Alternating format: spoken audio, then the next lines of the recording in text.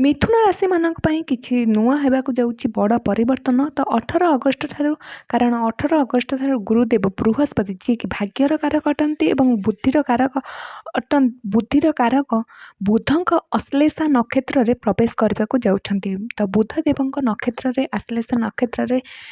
जाउछंती देवगुरु बृहस्पति देव तो यही नक्षत्र देवता हेउछंती सर्प अर्थात नाग देवता तो देवगुरु बृहस्पति बड़ राहत देवाक जाउछंती मिथुन राशि मानक तो 31 अक्टोबर पर्यंत यार प्रभाव रहिबो कुआजे देवगुरु नागଙ୍କ क्षेत्र प्रवेश करिसेंती तो निजर माइंड परिवर्तन आसीबो आपण मानकर एबे नक्षत्रर प्रभाव ଏହା ହିଁ ଅଟେ मिथुन राशि द्वितीय भावर देवगुरु बृहस्पति दिव्यमान अछंती तो 12 वर्ष पर धन भाव उच्चस्थ पोजिशन रे रहिसेंती देवगुरु तो धनर जो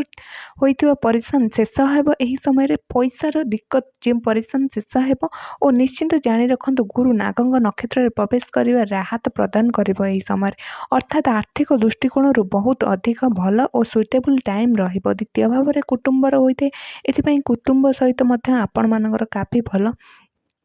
समय बीतब और मांगलिक कार्य मध्य होई पारे दृष्टिगत फल देखा जाए तो 8 नंबर एवं 6 हाउस जॉब होई नथिला जहाँ जो मानकर जॉब होई पारुनथिला अधिक परिश्रम करुथिले चेष्टा करुथिले रिजल्ट किछि मिलु नथिला सेमानक पई काफी भल समय तो स्थिति रे सुधार आसीबो परिवर्तन आसीबो और मान सम्मान बढ़िबो शेष करबा आगु रोगरु मुक्त देबे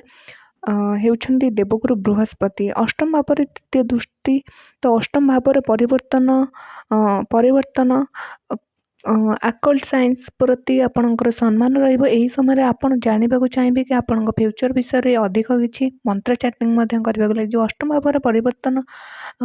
हठात करी देई पारंती देवगुरु बृहस्पति तो परिवर्तन शुभ और सकारात्मक फल आपण मिलिबो आपण रिसर्च ज्योतिष ठीक महत्वपूर्ण रे आपण जोग देई पारंती एही परि दशम भाव रे दृष्टि रे पड़िबा पई ऑलरेडी शनि सेठी वक्री होई रहिसंती तो स्वयं शनि सर्प अटंती ओ फणा राहु और लांच हेउछंती केतु तो जीवन रे कैरियर रे आसु चली आसुथिबा कार्य क्षेत्र रे प्रॉब्लम सब दूर हेबो तो यही समय रे ग्रहर नक्षत्र रे जे माइंड को परिवर्तन करिवे थर्ड लग्न और फोर्थ बुधंकर राशि अटे तो हेल्थ ठीक रहिबो आपनकर एही समय रे ओ प्रॉपर्टी संपत्ति जे परेशान थिला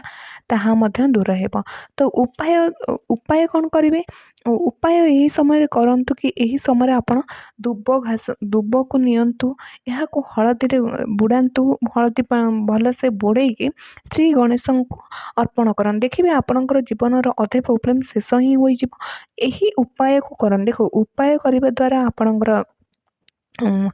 भाग्य खोलिबो और यह द्वारा आपण किछि अचीव करि परिबे केबे केबे कष्ट पर्याप्त होई न थाए केबे केबे कर्म पर्याप्त होई न थाए तो भाग्य सपोर्ट भी हमको दरकार और आपण यह करिके देखंतु बहुत कठिन कार्य नुहे तो यह निश्चय थरे करिके देखंतु